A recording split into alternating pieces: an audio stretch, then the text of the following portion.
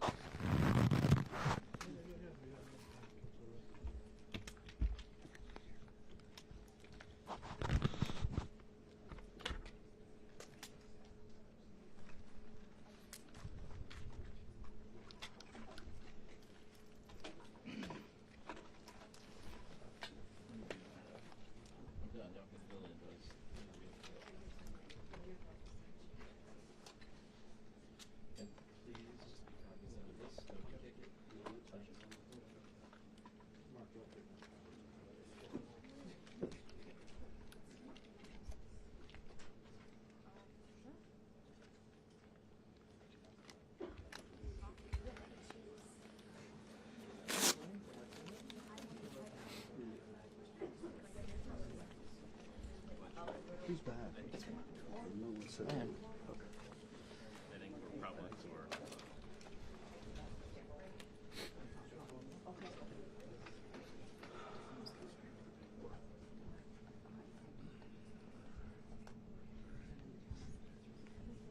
Alex, you want this? Nice.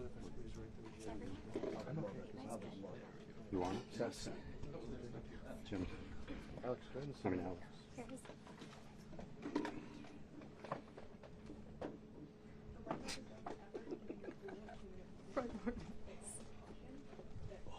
I should start doing yoga at the library. I would love to do that. Squats. We need yoga.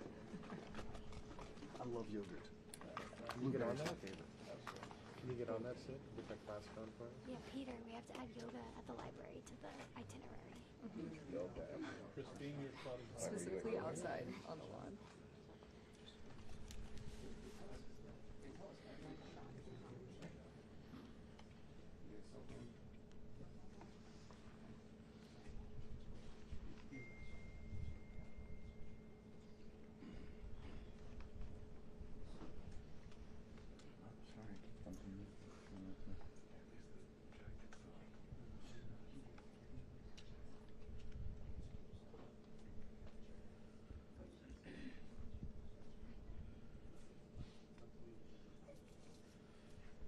You're up.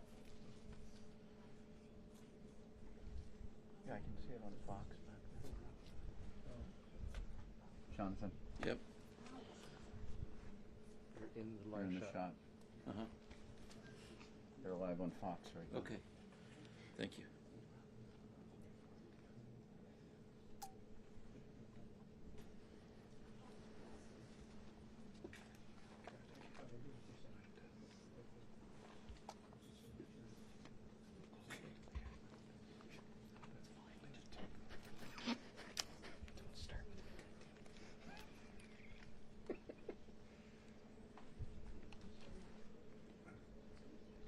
Here, watch out your lenses. Let me get in there, The too. lunch is in it, or? Yeah, it's in it. Thank you. Right now we're on a wide shot just because everyone's taking it live.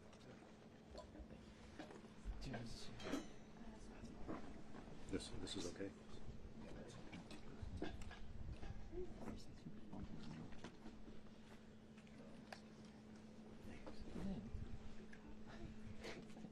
Just watch your left foot. Left foot? Yeah, you're fine. Left foot. Left foot. Left foot. Thank you.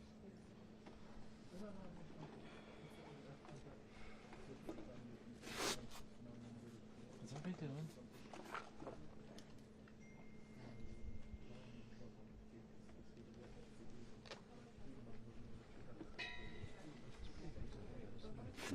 I can't believe they got us in this quickly. Yeah. The hotel to I know, here, it was such and a we're I was all not set expecting up. it. I thought this was going to take hours. What? What? What? I mean, 5 minutes ahead of time. Do you know what you're doing? Do you know what you're doing? Sir. Sir. If you could Do you know what you're doing? take the half step back. Those are really wide angle lenses, and you'll if the two of you move forward, you'll be in the shot as the ma'am in the white also. The farther y'all press forward, the more you're going to be in these shots. They're super wide angle. Thanks, Julio. Thank you. Oh, it's for AV? Oh, no, it's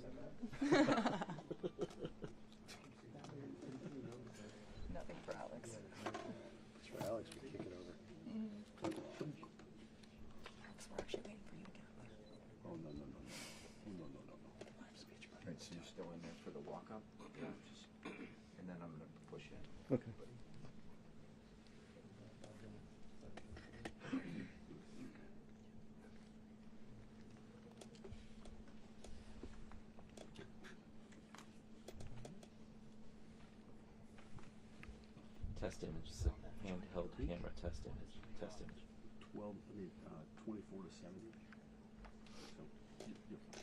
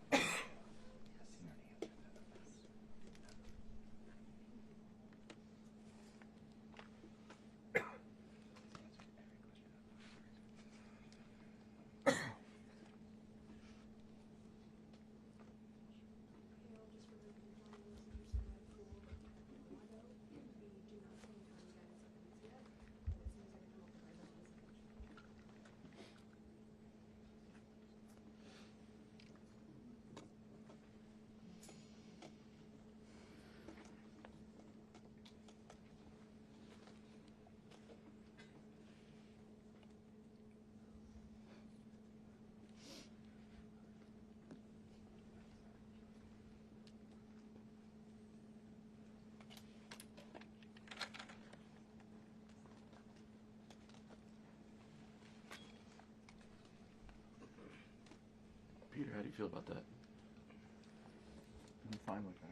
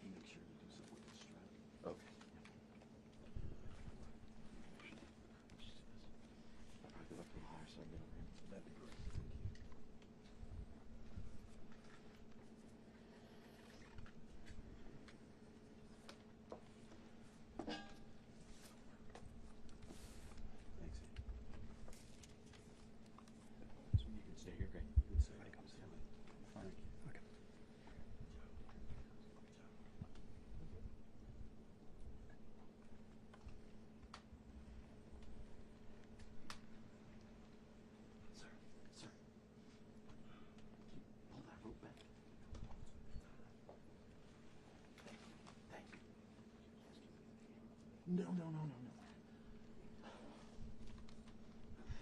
He said, do you want us to move the camera? Jesus Christ.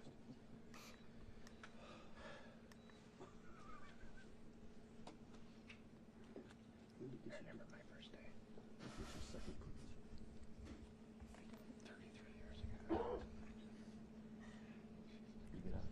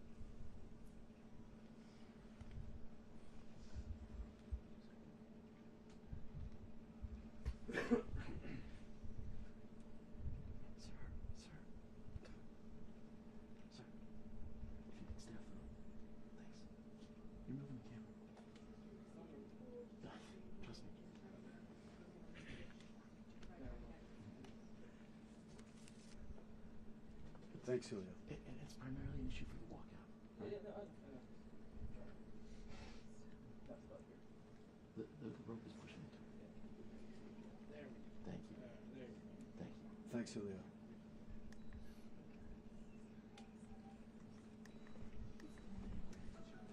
Yeah. That's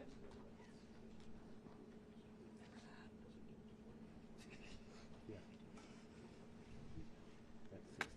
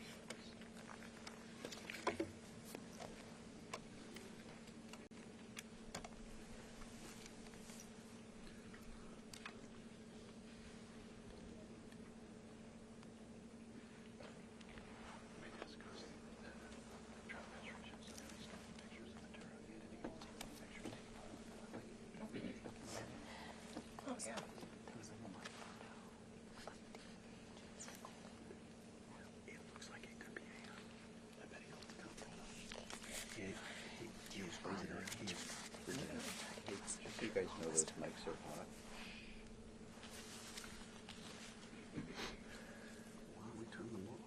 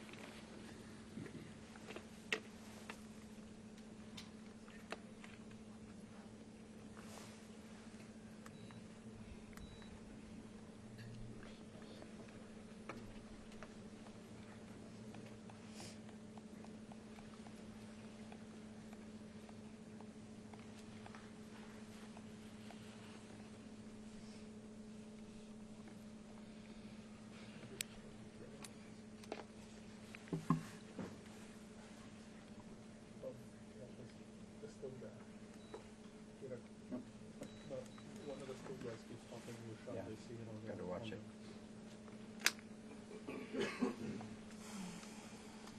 Jonathan, your Yeah, foot right keeps now. hitting the tripod. Is it true? Yeah. With the lens? Yeah. You're not gonna pan? I will, but not right now. Not until he's on Peter, which direction should I move my feet? Okay. To my right? To your right. Is that better? Yeah, again, it's in the shot. Okay, good. Let me know. Trying to figure it out. How about down here? Yeah, I mean, that's fine. That's fine. Okay. Like that's okay. Yeah.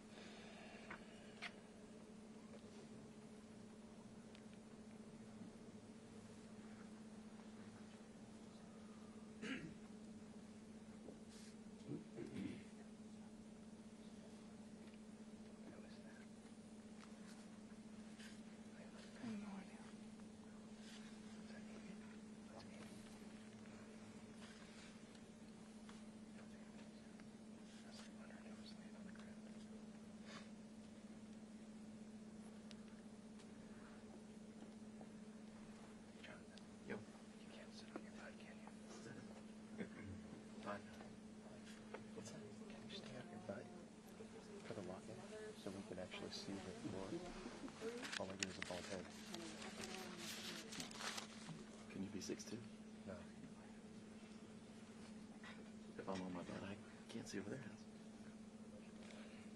You have a remote. Sam, look up. Can't see over whose head.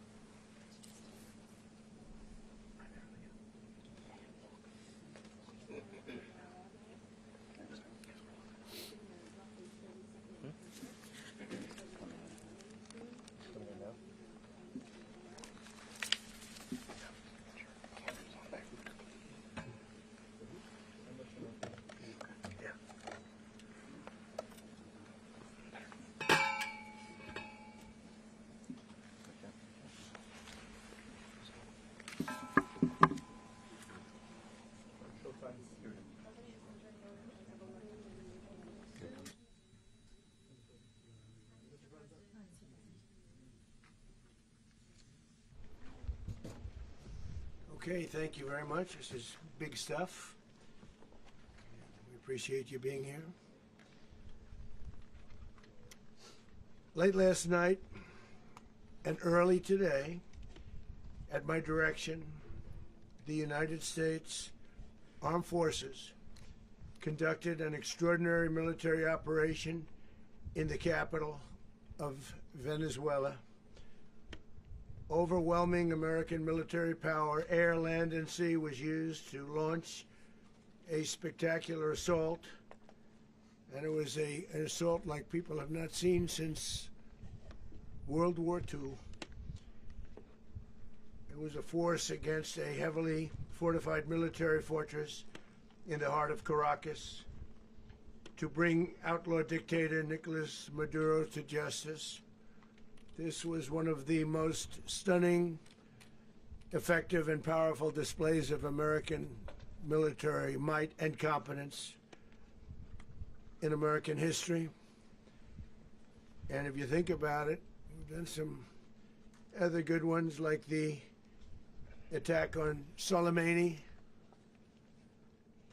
the attack on al-Baghdadi, and the obliteration and decimation of the Iran nuclear sites just recently in an operation known as Midnight Hammer. All perfectly executed and done. No nation in the world could achieve what America achieved yesterday, or frankly in just a short period of time. All Venezuelan military capacities were rendered powerless as the men and women of our military, working with U.S. law enforcement, successfully captured Maduro in the dead of night. It was dark. The lights of Caracas were largely turned off due to a certain expertise that we have. It was dark and it was deadly. But captured along with his wife, Celia Flores, both of whom now face American justice. Maduro and Flores have been indicted in the Southern District of New York, it's Jay Clayton, for their campaign of deadly narco-terrorism against the United States and its citizens. I want to thank the men and women of our military who achieved such an extraordinary success overnight with breathtaking speed, power, precision, and competence. You rarely see anything like it. You've seen some raids in this country that didn't go so well. They were an embarrassment. If you look back to Afghanistan, or if you look back to the Jimmy Carter days, they were different days. We're a respected country again, maybe like never before. These highly trained warriors, operating in collaboration with U.S. law enforcement, caught them in a very ready position. They were waiting for us. They knew we had many ships out in the sea, just sort of waiting. They knew we were coming. So they were in what's called a ready position. But they were completely overwhelmed and very quickly incapacitated. If you would have seen what I saw last night, you would have been very impressed. I'm not sure that you'll ever get to see it, but it was an incredible thing to see. Not a single American service member was killed, and not a single piece of American equipment was lost. We had many helicopters, many planes, many people involved in that fight. But think of that, not one piece of military equipment was lost, not one service member was, more importantly, killed. The United States military is the strongest and most fearsome military on the planet by far, with capabilities and skills our enemies can scarcely begin to imagine. We have the best equipment anywhere in the world. There's no equipment like what we have, and you see that even if you just look at the boats. You know, we've knocked out 97% of the drugs coming in by sea. 90%. Each boat kills 25, on average, 25,000 people. We knocked out 97%. And those drugs mostly come from a place called Venezuela. We're going to run the country until such time as we can do a safe, proper, and judicious transition. So we don't want to be involved with having somebody else get in, and we have the same situation that we had for the last long period of years. So we are going to run the country until such time as we can do a safe, proper, and judicious transition. And it has to be judicious because that's what we're all about. We want peace, liberty, and justice for the great people of Venezuela, and that includes many from Venezuela that are now living in the United States and want to go back to their country. It's their homeland. We can't take a chance that somebody else takes over Venezuela that doesn't have the good of the Venezuelan people in mind. We've had decades of that. We're not going to let that happen. We're there now, and what people don't understand, but they understand as I say this, we're there now, but we're going to stay until such time as the proper transition can take place. So we're going to stay until such time as, we're going to run it essentially until such time as a proper transition can take place. As everyone knows, the oil business in Venezuela has been a bust, a total bust, for a long period of time. They were pumping almost nothing by comparison to what they could have been pumping and what could have taken place. We're going to have our very large United States oil companies, the biggest anywhere in the world, go in, spend billions of dollars, fix the badly broken infrastructure, the oil infrastructure, and start making money for the country. And we are ready to stage a second and much larger attack if we need to do so. So we were prepared to do a second wave if we needed to do so. We actually assumed that a second wave would be necessary, but now it's probably not. The first wave, if you'd like to call it that, the first attack was so successful, we probably don't have to do a second, but we're prepared to do a second wave, a much bigger wave, actually. This was pinpoint, but we have a much bigger wave that probably won't have to do.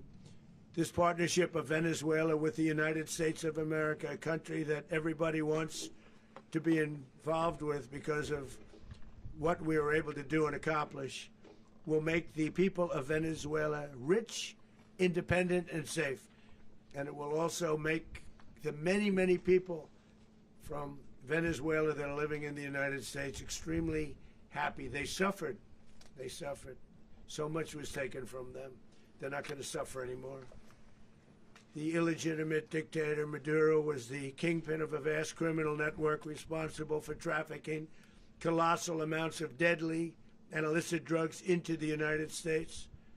As alleged in the indictment, he personally oversaw the vicious cartel known as Cartel de las Solas, which flooded our nation with lethal poison, responsible for the deaths of countless Americans, many, many Americans. Hundreds of thousands over the years of Americans died because of him. Maduro and his wife will soon face the full might of American justice and stand trial on American soil. Right now they're on a ship. They'll be heading to ultimately New York, and then a decision will be made, I assume, between New York and Miami or Florida. But we have people where the overwhelming evidence of their crimes will be presented in a court of law. And I've seen it. I've seen what we have. It's both horrible and breathtaking that something like this could have been allowed to take place. For many years after his term as president of Venezuela expired, Maduro remained in power and waged a ceaseless campaign of violence, terror, and subversion against the United States of America, threatening not only our people, but the stability of the entire region. And you all saw it. In addition to trafficking gigantic amounts of illegal drugs that inflicted untold suffering and human destruction all over the country, all over in particular the United States, Maduro sent savage and murderous gangs, including the bloodthirsty prison gang Tren de Aragua, to terrorize American communities nationwide, and he did indeed. They were in Colorado. They took over apartment complexes. They cut the fingers off people if they called police. They were brutal, but they're not so brutal now. And I just have to congratulate our military, Pete and everybody, and our National Guard, because the job that they've done, whether it's in Washington, D.C., where we have a totally safe city, where it was one of the most unsafe cities anywhere in the world, frankly, and now we have no crime in Washington, D.C. We haven't had a killing. We had the terrorist attack a few weeks ago.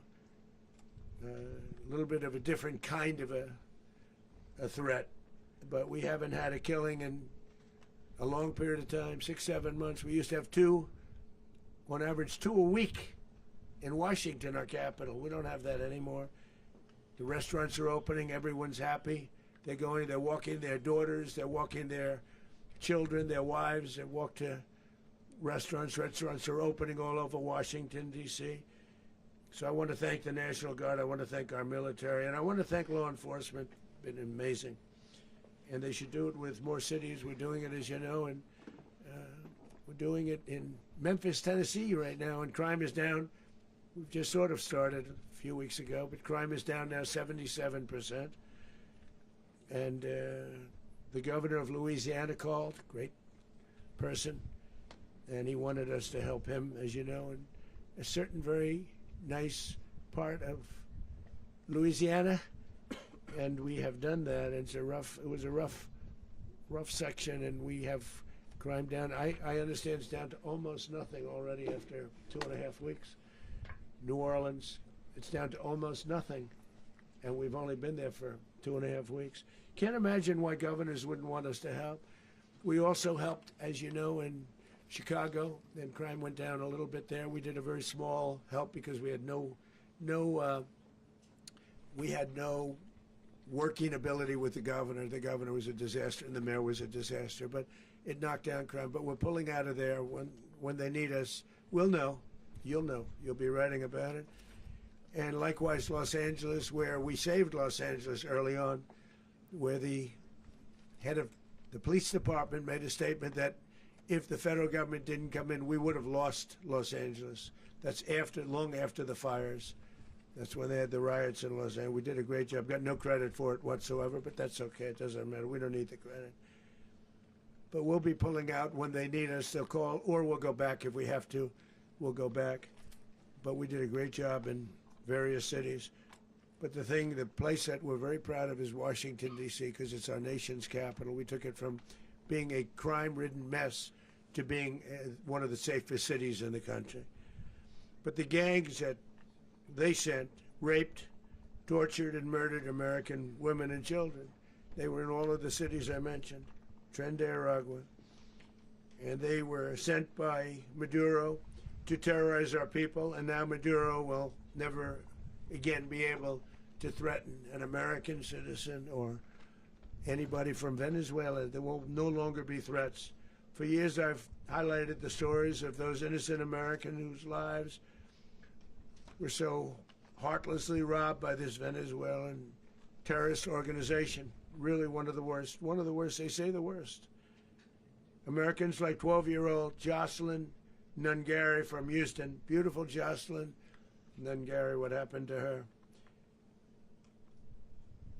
They, as you know, they kidnapped, assaulted, and murdered by Tren de Aragua animals. They murdered Jocelyn and left her dead under the bridge. There was a bridge that will never be the same to so many people after seeing what happened. As I've said many times, the Maduro regime emptied out their prisons, sent their worst and most violent monsters into the United States, to steal American lives. And they came from mental institutions and insane asylums. They came from prisons and jails. The reason I say both, they sound similar. Actually, prisons a little bit more hostile, a little bit tougher. A mental institution isn't as tough as an insane asylum, but we got them both. They sent from their mental institutions. They sent from their jails, prisons. They were drug dealers. They were drug kingpins. They sent everybody bad into the United States, but no longer. And we have now a border where nobody gets through. In addition, Venezuela unilaterally seized and stole American oil, American assets, and American platforms, costing us billions and billions of dollars. They did this a while ago, but we never had a president that did anything about it. They took all of our property. It was our property. We built it. And we never had a president that decided to do anything about it. Instead, they fought wars that were 10,000 miles away. We built Venezuela oil industry with American talent, drive, and skill, and the socialist regime stole it from us during those previous administrations, and they stole it through force. This constituted one of the largest thefts of American property in the history of our country. Considered the largest theft of property in the history of our country. Massive oil infrastructure was taken like we were babies, and we didn't do anything about it. I would have done something about it. America will never allow foreign powers to rob our people or drive us back into and out of our own hemisphere. That's what they did. Furthermore, under the now deposed dictator Maduro, Venezuela was increasingly hosting foreign adversaries in our region and acquiring menacing offensive weapons that could threaten U.S. interests and lives. And they used those weapons last night. Potentially in league with the cartels operating along our border. All of these actions were in gross violation of the core principles of American foreign policy, dating back more than 2 centuries, and not anymore. All the way back, it dated to the Monroe Doctrines, and the Monroe Doctrine is a big deal, but we've superseded it by a lot, by a real lot. They now call it the Monroe Document. I don't know. It's Monroe Doctrine. We sort of forgot about it. It was very important, but we forgot about it. We don't forget about it anymore. Under our new national security strategy, American dominance in the Western Hemisphere will never be questioned again. Won't happen. So just in concluding, for decades, other administrations have neglected or even contributed to these growing security threats in the Western Hemisphere. Under the Trump administration, we are reasserting American power in a very powerful way in our home region. And our home region is very different than it was just a short while ago. The future will be, and we did this in my first term. We had great dominance in my first term, and we have far greater dominance right now. Everyone's coming back to us. The future will be determined by the ability to protect commerce and territory and resources that are core to national security. These are core to our national security. Just like tariffs are, they've made our country rich, and they've made our national security stronger than ever before. But these are the iron laws that have always determined global power. And we're going to keep it that way. We will secure our borders. We will stop the terrorists. We will crash the cartels, and we will defend our citizens against all threats, foreign and domestic. Other presidents may have lacked the courage or whatever to defend America, but I will never allow terrorists and criminals to operate with impunity against the United States. This extremely successful operation should serve as warning to anyone who would threaten American sovereignty or endanger American lives. Very importantly, the embargo on all Venezuelan oil remains in full effect. The American Armada remains poised in position, and the United States retains all military options until United States demands have been fully met and fully satisfied. All political and military figures in Venezuela should understand what happened to Maduro can happen to them, and it will happen to them if they aren't just, fair, even to their people. The dictator and terrorist, Maduro, is finally gone in Venezuela. People are free. They're free again. It's been a long time for them, but they're free. America is a safer nation. This morning, it's a prouder nation this morning because it didn't allow this horrible person and this country that was doing very bad things to us. It didn't allow it to happen. And the Western Hemisphere is right now a much safer place to be. So I want to thank everybody for being here. I want to thank General Raisin Kane. He's a fantastic man. I've worked with a lot of generals. I worked with some I didn't like. I worked with some I didn't respect. I worked with some that just weren't good. But this guy is fantastic. I watched last night one of the most precise attacks on sovereignty. I mean, it was an attack for justice. And I'm very proud of him, and I'm very proud of our Secretary of War, Pete Hegseth, who I'm going to ask to say a few words. Thank you very much.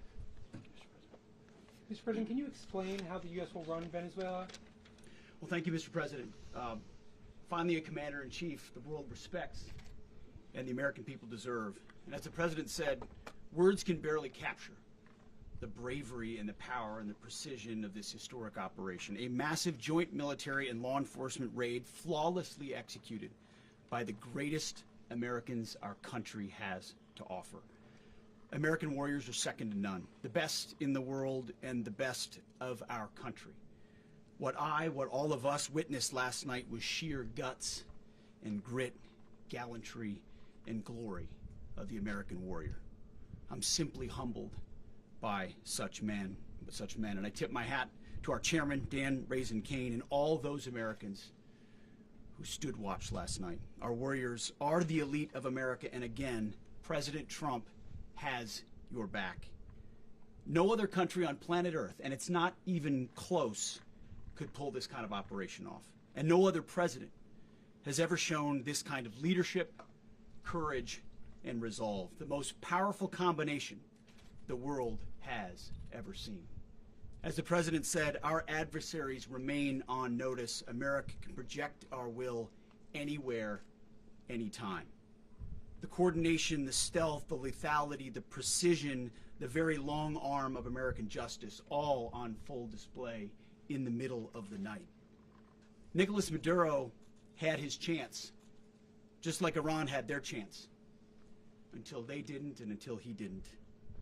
He effed around, and he found out. President Trump is deadly serious about stopping the flow of gangs and violence to our country. Deadly serious about stopping the flow of drugs and poison to our people. Deadly serious about getting back the oil that was stolen from us. And deadly serious about reestablishing American deterrence and dominance in the Western Hemisphere. This is about the safety, security, freedom, and prosperity of the American people. This is America first. This is peace through strength. And the United States War Department is proud to help deliver it. Welcome to 2026, and under President Trump, America is back. I'd like to welcome now our chairman, Chairman Raisin Kane, to give a few more details about the operation. Mr. Chairman. Thank you, Mr. Secretary. Thank you, Mr. President, and good morning. Last night, on the order of the President of the United States and in support of a request from the Department of Justice, as the President said, the United States military conducted an apprehension mission in Caracas, Venezuela, to bring to justice two indicted persons, Nicolás and Cecilia Maduro. This operation, known as Operation Absolute Resolve, was discreet, precise, and conducted during the darkest hours of January 2nd and was the culmination of months of planning and rehearsal, an operation that, frankly, only the United States military could undertake. What I'd like to do this morning is talk to you through some of the preparation and the details without compromising any of our tactics, techniques, and procedures. There is always a chance that we'll be tasked to do this type of mission again. Our interagency work began months ago and built on decades of experience of integrating complex air, ground, space, and maritime operations.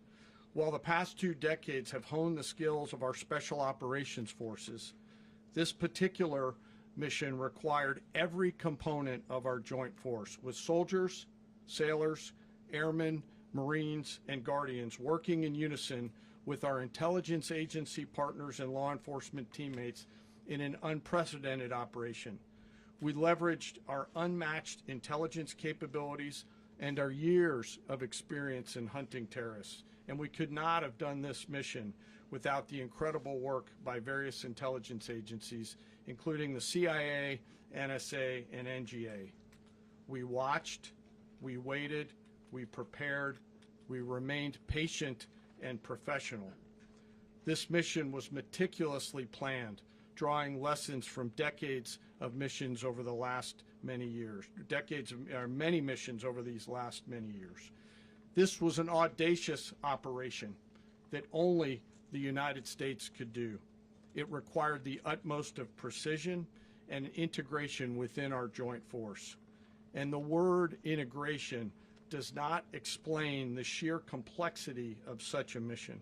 An extraction so precise it involved more than 150 aircraft launching across the Western Hemisphere in close coordination, all coming together in time and place to layer effects for a single purpose: to get an interdiction force into downtown Caracas while maintaining the element of tactical surprise. Failure of one component of this well-oiled machine would have endangered the entire mission, and failure is never an option for America's joint force.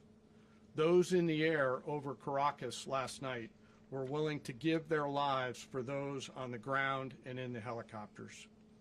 Let me talk a little bit about the preparation. After months of work by our intelligence teammates to find Maduro and understand how he moved, where he lived, where he traveled, what he ate, what he wore, what were his pets, in early December, our force was set pending a series of aligned events. Key was choosing the right day to minimize the potential for civilian harm and maximize the element of surprise, and minimize the harm to the indicted personnel, so as the President said, they could be brought to justice. And as the President said earlier today, weather in Venezuela is always a factor this time of the year. And over the weeks through Christmas and New Year's, the men and women of the United States military sat ready, patiently waiting for the right triggers to be met and the President to order us into action. Last night, the weather broke just enough, clearing a path that only the most skilled aviators in the world could maneuver through.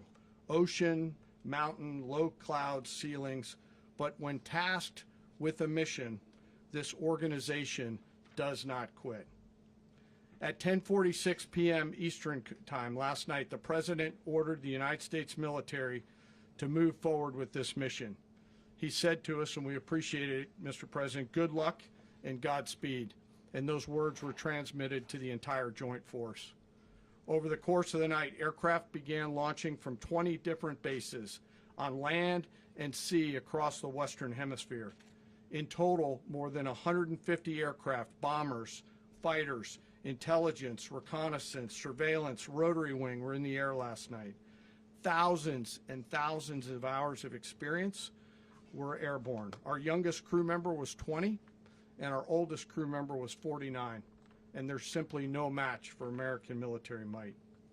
As the night began, the helicopters took off with the extraction force, which included law enforcement officers, and began their flight into Venezuela at 100 feet above the water. As they approached Venezuelan shores, the United States began layering different effects provided by Spacecom, Cybercom, and other members of the interagency to create a pathway. Overhead, those forces were protected by aircraft from the United States Marines, the United States Navy, the United States Air Force, and the Air National Guard. The force included F-22s, F-35s, F-18s, EA-18s, E-2s, B-1 bombers, and other support aircraft, as well as numerous remotely piloted drones.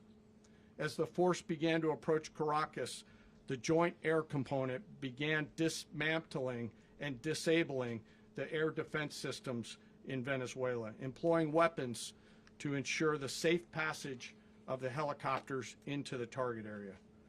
The goal of our air component is, was, and always will be to protect the helicopters and the ground force and get them to the target and get them home. As the force crossed the last point of high terrain where they'd been hiding in the clutter, we assessed that we had maintained totally the element of surprise.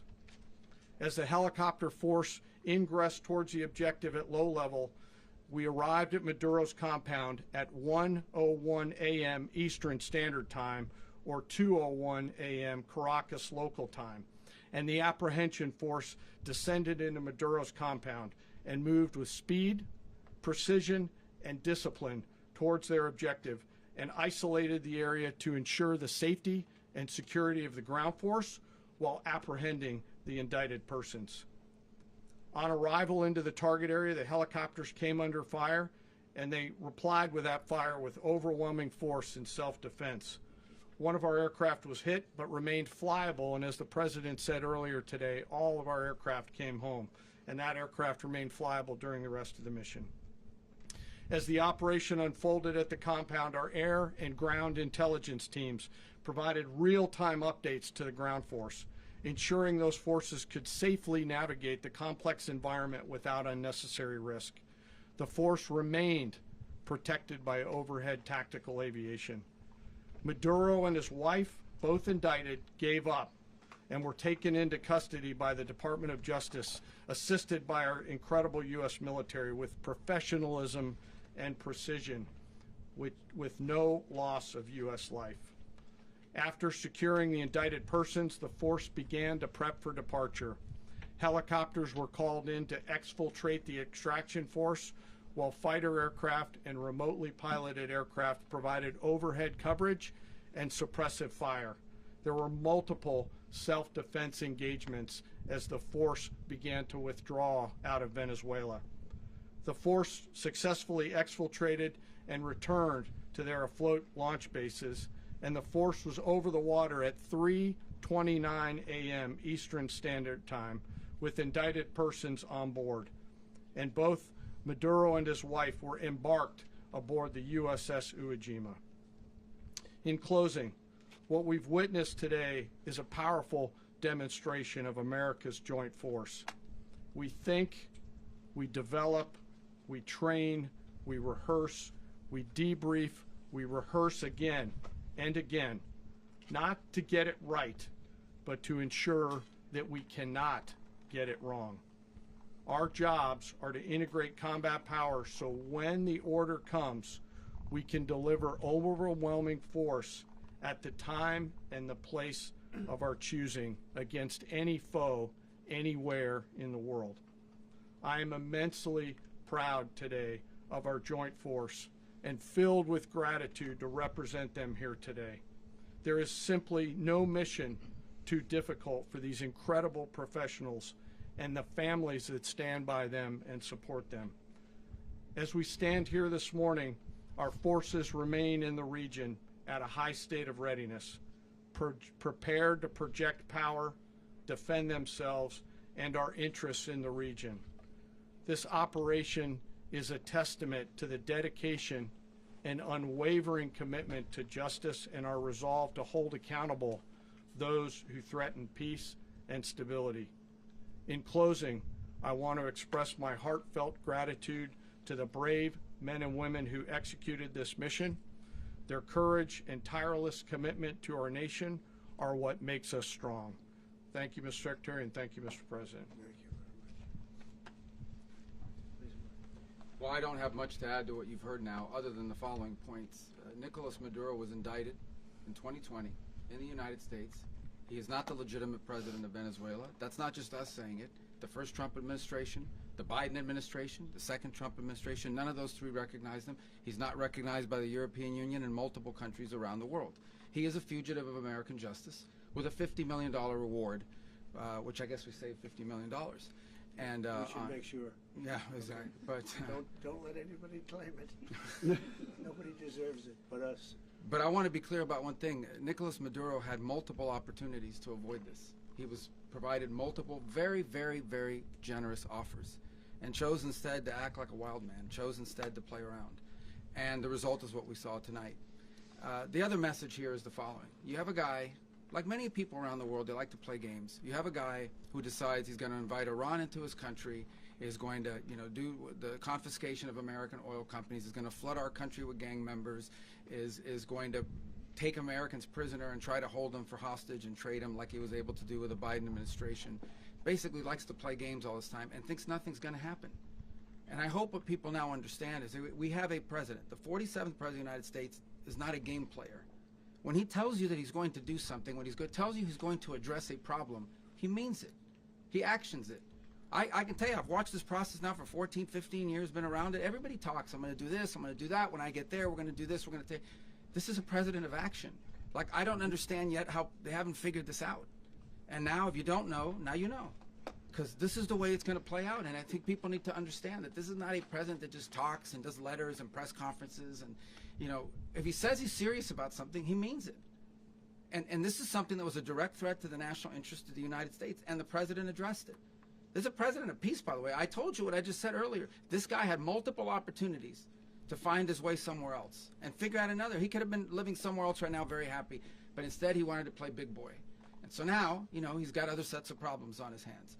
And but I think the message here should be for the world. Look, the president doesn't go out looking for people to pick fights with. He's not, generally wants to get along with everybody. We'll talk and meet with anybody, but don't play games. Don't play games with this president's in office, because it's not going to turn out well. And so I hope that, I guess that lesson was learned last night, and we hope it'll be instructive moving forward. Is that a message for Cuba? Mr. President. Mr. President. Mr. President.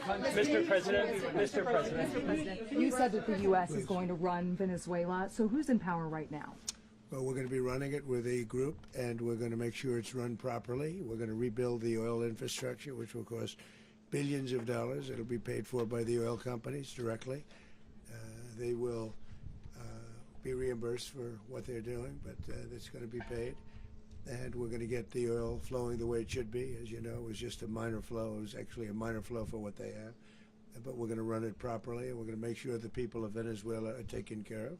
We're going to make sure the people that were forced out of Venezuela by this thug are also taken care of. Mr. President. Mr. President. Mr. President. Mr. President. Mr. President, does the U.S. running the country mean that U.S. troops will be on the ground? How will that work?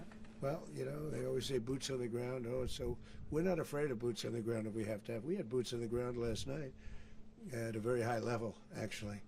We're not afraid of it. We don't mind saying it. But we're going to make sure that that country is run properly. We're not doing this in vain. This is a very dangerous attack. This is an attack that could have gone very, very badly. Could have gone very badly. We could have lost a lot of people last night. We could have lost a lot of dignity. We could have lost a lot of equipment. The equipment is less important, but we could have lost a lot. And we're going to make sure that this is proper. We're there now. We're ready to go again if we have to. We're going to run the country right. It's going to be run very judiciously, very fairly.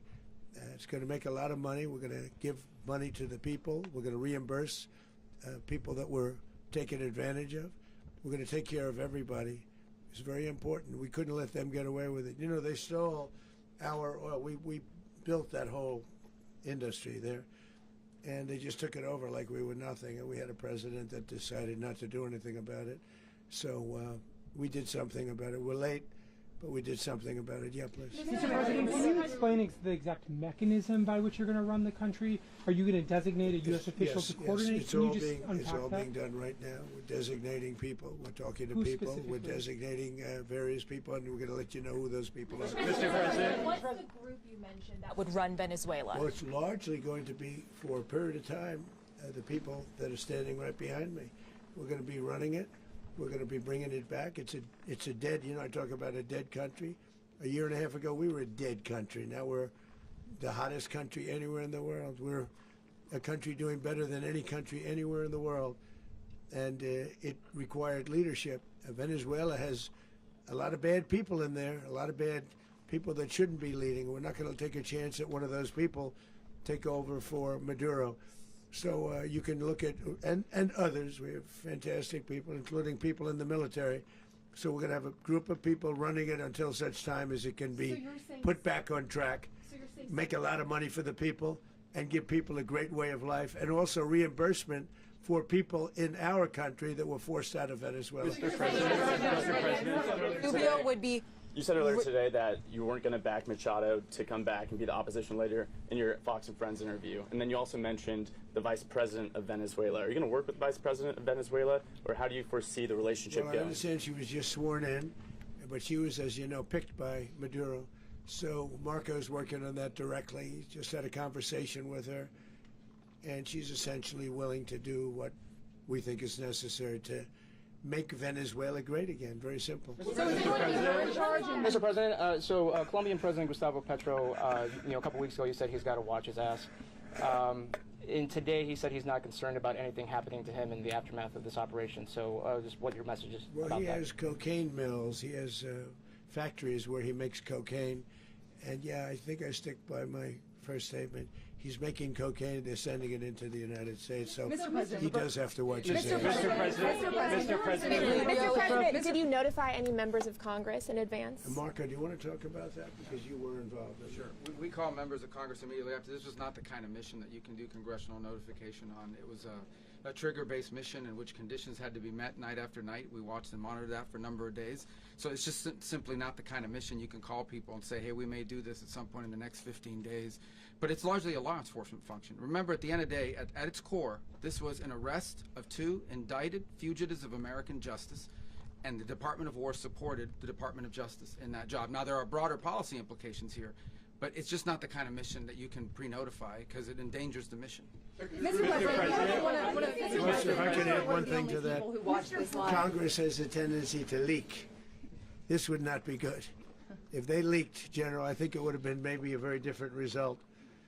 But I have to say, they knew we were coming at some point, We had a lot of ships out there. They sort of knew we were coming. But Congress will leak, and we don't want leakage. Mr.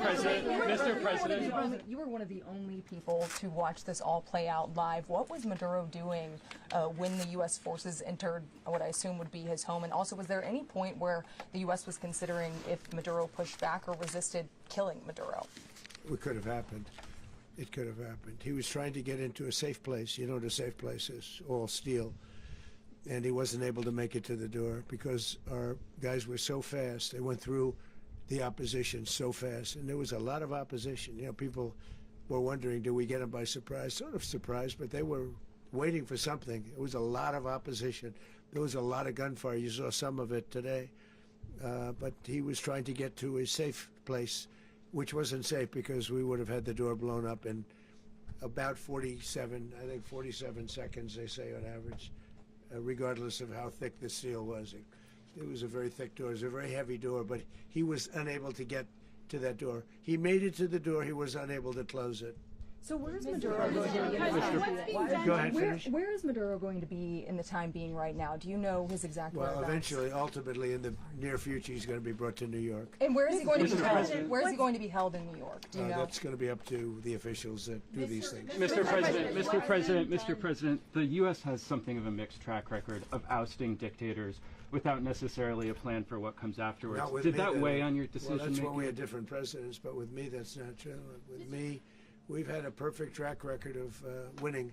We win a lot, and we win. If you look at Soleimani, you look at al-Baghdadi, you look at the Midnight Hammer. Midnight Hammer was incredible. Right now, you wouldn't have peace in the Middle East. We have essentially peace in the Middle East because of that. If we weren't successful with Midnight Hammer, you wouldn't have peace in the Middle East. So With me, you've had a lot of victory. You've had only victories. You've had no losses. Yeah. Mr. President, can you?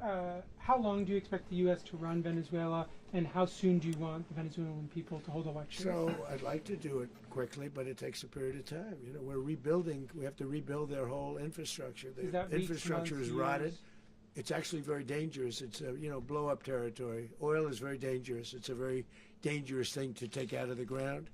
It can kill a lot of people. It has killed a lot of people doing just that. The infrastructure is old. It's rotted. Much of it is stuff that we put there 25 years ago, and we're going to be replacing it. And we're going to take a lot of money out so that we can take care of the country. Are you saying that Secretary Rubio and Mr. President, China, Russia, and Iran have interests in Venezuela. How does this operation affect your relationships with them when it comes to the oil and drugs? In terms of China and Russia, Russia when we get things straightened out. But in terms of other countries that want oil, we're in the oil business. We're going to sell it to them. We're not going to say we're not going to. In other words, we'll be selling oil. Probably in much larger doses because they couldn't produce very much because their infrastructure was so bad.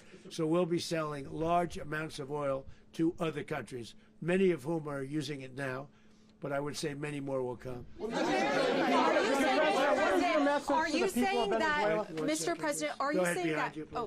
Mr. President, thank you. What is your message to the people of Venezuela today? Of course, the civilian population specifically, they have a lot of questions. What is your message to the people of Venezuela? That you're going to have peace, justice. You're going to have some of the riches that you should have had for a long period of time. It was stolen from you. But you're going to have peace and you're going to have safety. You're going to have justice. You're going to have a country. You're going to have a real country. You're going to have potentially a great country. You know, if you go back 20 years, maybe even a little longer ago, that was a great country. And they destroyed it. Remember I said that if we lose this election, the United States will be Venezuela on steroids. That's what would have happened. Had we lost the election, the 2024 election, we suffered so badly. When you look at the border from 2020, what they did, what Joe Biden administration did to our country should never be forgotten. But if we had to go through another year of that, we would be exactly where Venezuela was in terms I used to say, if they win, we're going to be Venezuela on steroids, and that's what would have happened. President, thank you. Are you saying that Secretary Hegseth and Rubio are going to be running Venezuela, and will you be sending in U.S. military troops to provide? They're going to be a team that's working with the people of Venezuela to make sure that we have Venezuela right. Because for us to just leave, who's going to take over? I mean, there is nobody to take over. You have a vice president who's been appointed by Maduro. And right now she's the vice president, and she's, I guess, the president. She was sworn as president just a little while ago. She had a long conversation with Marco, and she said, we'll do whatever you need.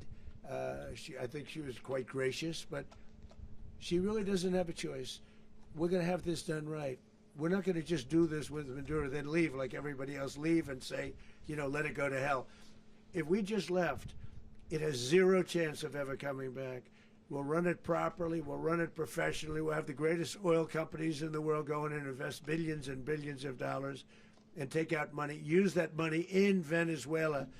And the biggest beneficiary are going to be the people of Venezuela. And also, I can't stress this strongly enough, the people that got thrown out of Venezuela that are now in the United States, and frankly, some want to stay and some probably want to go back. Yeah. So, Mr. President, what is being done to protect Americans in the country, and were any of the detained Americans Well, right now they're very last protected night? because nobody's going to mess with us. They're very protected. The people of, and we let them know that you better not touch one of them. Are you concerned that bad elements of the Maduro regime will remain in place? Well, we know who they are. We're on them, and they're acting much differently now than they would have acted 2 days ago. And what can you okay, say wait, about behind you, please. Mr. President, why is running a country in South America America first? Well, I think it is because we want to surround ourselves with good neighbors. We want to surround ourselves with stability. We want to surround ourselves with energy. We have tremendous energy in that country. It's very important that we protect it. We need that for ourselves. We need that for the world. And we want to make sure we can protect it. Mr. President, Yes, sir. Please, go ahead. Yeah, is there a message here for Cuba and Diaz-Canel? Well, Cuba's an interesting case. Cuba is, not doing very well right now. That system has not been a very good one for Cuba. The people there have suffered for many, many years. And I think Cuba is going to be something we'll end up talking about, because Cuba is a failing nation right now, very badly failing nation. And we want to help the people. It's very similar in the sense that we want to help the people in Cuba, but we want to also help the people that were forced out of Cuba and living in this country. Do you want to say something about that, Marco, please? Well, I mean, I just gave you a statement a few minutes ago about, you know, when the president speaks, you should take him seriously. So suffice it to say, you know, Cuba is a disaster. It's run by incompetent, senile men, and in some cases, not senile, but incompetent nonetheless. It has no economy. It's in total collapse. And by the way, you know, they were, you know, all of the guards that helped protect Maduro, this is well known, their whole spy agency, all that were full of Cubans. I mean, they basically, it's amazing. This poor island took over Venezuela in some cases. One of the biggest problems that Venezuelans have is they have to declare independence from Cuba, that tried to basically colonize it from a security standpoint. So, yeah, look, if I lived in Havana and I was in the government, I'd be concerned, at least a little bit. Are you cutting off the oil flow to Cuba from Venezuela? Well, the president already announced a week ago that anything that's sanctioned, it's sanctioned oil, it's not going to be allowed to get there. So that's an The answer is yes. Mr. President. Is the U.S. aware of the location of opposition leader Machado, and have you been in contact with her? No, we haven't. No, we haven't. Mr. President, how many hesitations about Machado as the next leader? on Monday. Oh, I think it would be very tough for her to be the leader. She doesn't have the support within, or the respect within the country. She's a very nice woman, but she doesn't have the respect. Mr. President, is it possible that the U.S. ends up administrating Venezuela for years? You know, well, you know, it won't cost us anything because the money coming out of the ground is very substantial, so it's not going to cost us anything. So the U.S. isn't going to dedicate any money to. Well, we want safety there. We want to be surrounded by countries that aren't housing all of our enemies all over the world. That's what was happening, and you don't want to have that. But we're going to be rebuilding, and we're not spending money. The oil companies are going to go in. They're going to spend money. We're going to take back the oil that, frankly, we should have taken back a long time ago. A lot of money is coming out of the ground. We're going to get reimbursed for all of that. We're going to get reimbursed for everything that we spend. So it's going to be a very important. This is a very big evening that took place last night. We have to be surrounded by safe, secure countries, and we also have to have energy. Very important. We have to have energy that's real energy, not where they're getting 4% and 5% of the energy out of the ground. You take a look, it was such a disaster. So what's going to happen with Venezuela, I think, over the next period of a year is going to be a great thing. And the people of Venezuela will be the biggest beneficiaries. Mr. President, U.S. military. Mr. President, thank you. What did you last speak to Maduro about when you spoke? And is the Well, US I don't at want to get war into with the Venezuela? conversations, but I did have conversations with him, and I said, you got to surrender. And I actually thought he was pretty close to doing so, but now he wished he did, yeah. Mr. President, can you explain, you said that Maduro is responsible for drug trafficking. You recently pardoned the former president of Honduras who was convicted on many drug trafficking. Can you explain how these two situations are different? And would you ever pardon Maduro? I endorsed, as you know, the winning president, the man who won in Honduras. I endorsed the man who won in Chile. I endorsed the man who won in Argentina.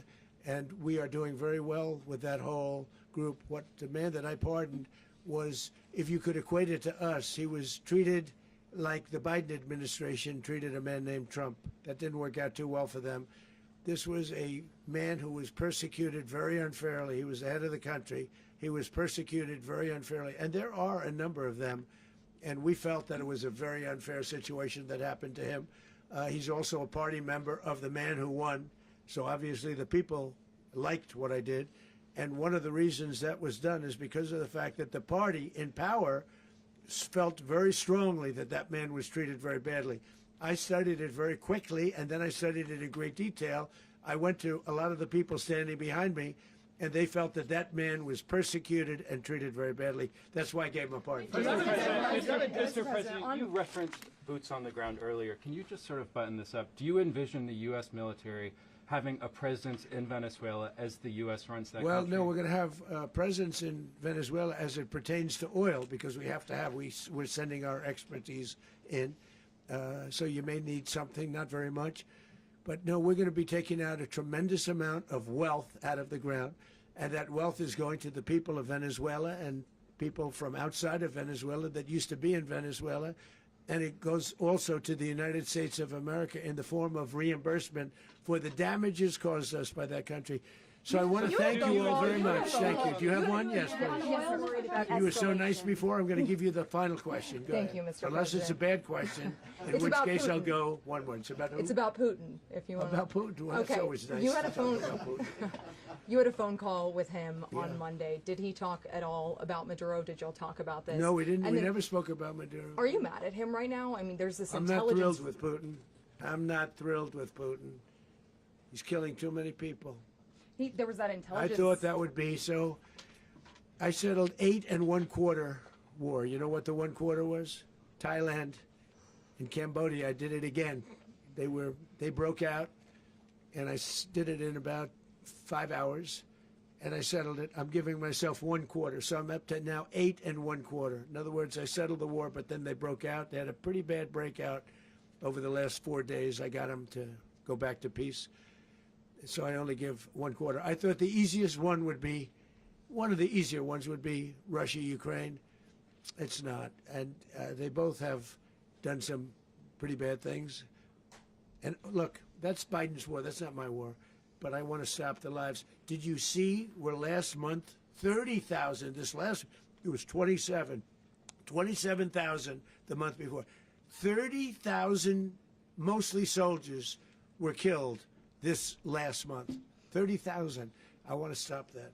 You know, I got NATO to pay 5% instead of the 2% that they weren't paying. They weren't paying 2, now they pay 5.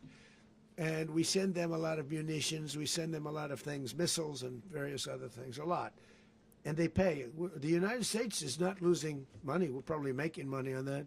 It's the last thing I care about. I just want to stop all those people. We're losing 25, 30,000 human beings that come from 2 places that are very far away. But if I can stop, because it's something I've been pretty good at doing, deals, I guess. It's all a deal. Life is a big deal. But if I can stop that war and stop 30,000 young people, in addition to the fact that people are being killed in Kiev, people are being killed in other cities throughout, you know, a much smaller number, but they're being killed, viciously killed. So I'm not happy about it. I thought that would be something that would get solved. We have been, our people, like this general and our people involved, that war would not have gone on very long, that I can tell you. You told me That war, to use an old term, that war has become a bloodbath, and we want it to get stopped. Thank you very much. Are you concerned a rogue Venezuelan general can take over the country? Can you talk about your conversation with the Vice President